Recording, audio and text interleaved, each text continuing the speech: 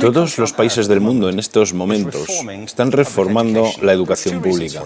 Existen dos razones para ello. La primera es económica. La gente está intentando resolver cómo podemos educar a nuestros niños para que ocupen su lugar en la economía del siglo XXI. ¿Cómo hacemos eso? Si ni siquiera podemos anticipar cómo será la economía al final de la próxima semana, como esta reciente crisis lo está demostrando. ¿Cómo hacemos eso? La segunda razón es cultural. Todos los países del mundo están intentando resolver cómo podemos educar a nuestros niños para que tengan sentido de identidad cultural, para poder legarles los genes culturales de nuestras comunidades y a la vez formar parte del proceso de globalización. ¿Cómo cuadramos ese círculo? El problema es que están intentando enfrentarse al futuro, a base de hacer lo mismo que en el pasado. Y en el proceso están alineando a millones de niños que no ven ninguna utilidad en asistir a la escuela. Cuando nosotros íbamos al colegio nos retenían allí con la historia de que si trabajábamos mucho y sacábamos buenas notas y luego estudiábamos un título universitario, tendríamos un trabajo. Nuestros hijos no se creen eso. Y hacen bien, por cierto. Es mejor tener una titulación que no tenerla, pero ya no es ninguna garantía. Y especialmente no lo es si el camino hacia ella marginaliza la mayoría de cosas que tú consideras importantes acerca de ti mismo. Hay gente que dice que hay que subir los estándares, que eso sería un avance. Ah, ¿sí? Sí, lo deberíamos hacer. ¿Y por qué ibas a querer rebajarlos? No me he encontrado con ningún argumento que me convenza para bajarlos. Pero subirlos, por supuesto que habría que subirlos. El problema es que el sistema educativo actual fue diseñado, concebido y estructurado para una era diferente. Fue concebido en la cultura intelectual de la Ilustración y en las circunstancias económicas de la Revolución Industrial. Antes de la mitad del siglo XIX no había sistemas educativos públicos.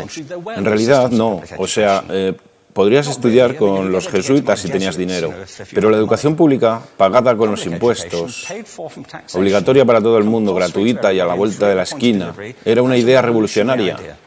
Y mucha gente se opuso a ello. Decían, no es posible para muchos niños pobres que están en la calle beneficiarse de la educación pública.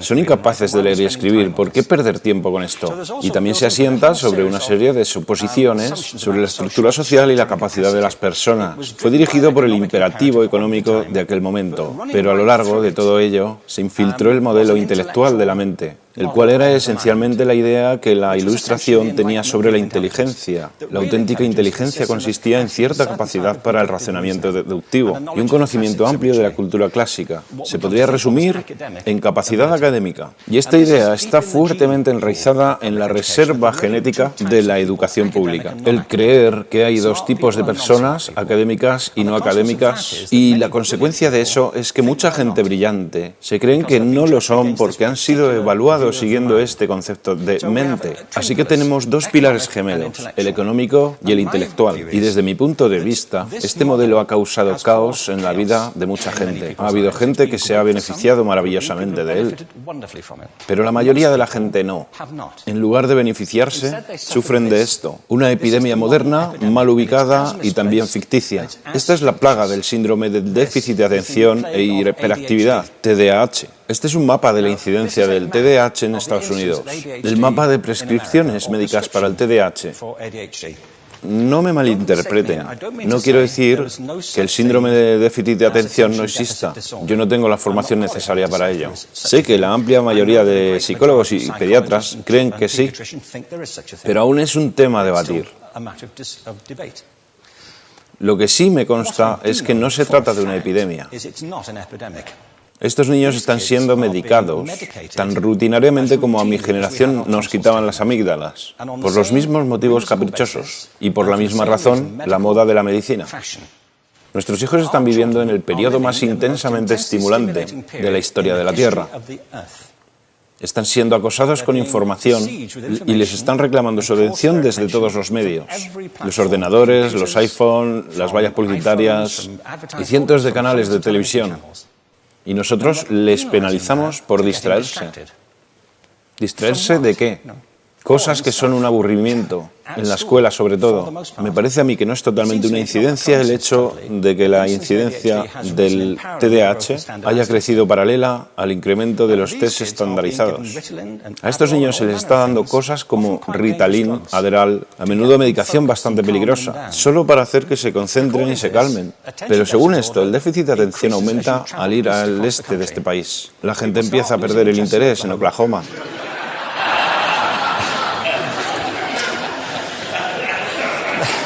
Ya casi no pueden pensar en Arkansas. Y para cuando llegan a Washington, lo han perdido completamente. Y hay distintas razones para ello. Es una epidemia ficticia. Si lo piensas, las artes, y no quiero decir que sea exclusivo de las artes, creo que también es cierto para las ciencias y para las matemáticas, pero permítanme hablar en particular de las artes, porque ellas son las víctimas de esta mentalidad en especial. Las artes tratan especialmente la idea de experiencia estética. Una experiencia estética es una en la que tus sentidos están funcionando a su máxima capacidad. Cuando te hallas presente en el momento actual, cuando vibras con la emoción de lo que estás experimentando, cuando estás plenamente vivo. Y la anestética es cuando cierras tus sentidos y te atontas ante lo que está sucediendo. Y muchos de estos medicamentos hacen eso. Estamos haciendo pasar a nuestros hijos por el sistema educativo a base de anestesiarlos. Y yo creo que deberíamos estar haciendo exactamente lo contrario. No deberíamos adormilarlos, sino despertarlos para que vean lo que sucede en su interior. Pero el modelo que tenemos es este. Yo creo que tenemos un sistema educativo modelado del interés de la industria a su imagen y semejanza. Les daré un par de ejemplos. Las escuelas aún están organizadas como si fueran fábricas. Tienen timbres que suenan, instalaciones separadas, están especializadas por asignaturas. Aún educamos a los niños por lotes. Les hacemos pasar por el sistema según su grupo de edad. ¿Por qué hacemos eso? ¿Por qué suponemos que lo más importante que los niños tienen en común es su edad? Parece como si lo más importante de ellos fuese su fecha de fabricación, ¿no? Bueno, yo conozco niños que son mucho mejores que otros niños de su edad en distintas disciplinas, o en diferentes momentos del día, o que son mejores en grupos pequeños o en grupos grandes, o que simplemente trabajan mejor solos. Si te interesa el modelo de aprendizaje, no puedes empezar con esta mentalidad de cadena de montaje. Se trata esencialmente de una conformidad. Cuando ves el incremento de los exámenes estandarizados y de los currículos estandarizados, todo se basa en la estandarización. Yo creo que tenemos que ir justamente en la dirección opuesta. Esto es lo que quiero decir cuando hablo de cambiar el paradigma. Hay un estudio estupendo que se ha hecho recientemente acerca del pensamiento divergente. El pensamiento divergente no es lo mismo que la creatividad. Yo defino la creatividad como el proceso de tener ideas originales que tengan valor. Pensamiento divergente no es sinónimo de creatividad, pero es un componente esencial de la misma. Es la capacidad de ver montones de respuestas posibles a una cuestión. Montones de maneras diferentes de interpretar una cuestión. Pensar lateralmente, como lo llamó Edward de Bono. No pensar solamente de manera lineal o convergente. Ser capaz de ver múltiples respuestas y no solo una. Así que yo diseñé un test para esto y voy a inventarme un ejemplo. A la gente se le puede preguntar cuántos usos se le ocurren para un clip. A la mayoría se les ocurren unos 10 o 15. A la gente que se le da bien se le pueden ocurrir 200. Y lo hacen porque preguntan, ¿el clip podría estar hecho de goma y medir 60 metros? ¿Tiene que ser un clip tal como lo conocemos? Bueno, pues diseñé el test y lo probé con 1.500 personas. En un libro titulado Más allá del punto de ruptura, y en el protocolo del test, si superabas una puntuación determinada, se te consideraba un genio del pensamiento divergente.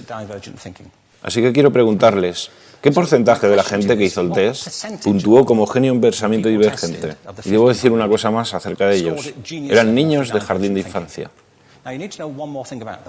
Así que, ¿qué opináis? ¿Qué porcentaje de genios?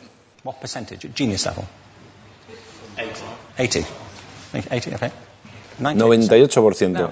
Bueno, la cuestión es que era un estudio longitudinal, así que los mismos niños volvieron a hacer el test 5 años después, en edades entre 8 y 10 años. ¿Qué pensáis? ¿50%? Volvieron a hacerles el test otra vez, 5 años más tarde, cuando tenían entre 13 y 15 años de edad. Y se observa una tendencia, ¿no? Bueno, esto nos indica algo interesante, porque se supone que tendría que ser al revés, ¿no? Empiezas no siendo muy bueno, pero mejoras a medida que te haces mayor. Pero esto demuestra dos cosas. Una es que todos nosotros tenemos esta capacidad. Y la otra es que esta capacidad se deteriora en general. Muchas cosas les han pasado a estos niños durante su crecimiento, pero yo estoy convencido que lo que más les ha influenciado es que a estas alturas ya han obtenido una educación académica. Se han pasado 10 años en la escuela, oyendo que solo hay una respuesta correcta. Esta es la parte de atrás del libro, pero no la mires. Y no copies, porque eso es engañar. Fuera de las escuelas, a eso se le llama colaboración. Esto no sucede porque los docentes así lo quieran. Es simplemente porque sucede así. Es porque se halla presente en la reserva genética de la educación. Tenemos que pensar de forma diferente acerca de la capacidad humana. Tenemos que superar esta vieja idea acerca de lo académico y lo no académico, lo abstracto, lo teórico, lo vocacional, y empezar a verlo como lo que es, un mito.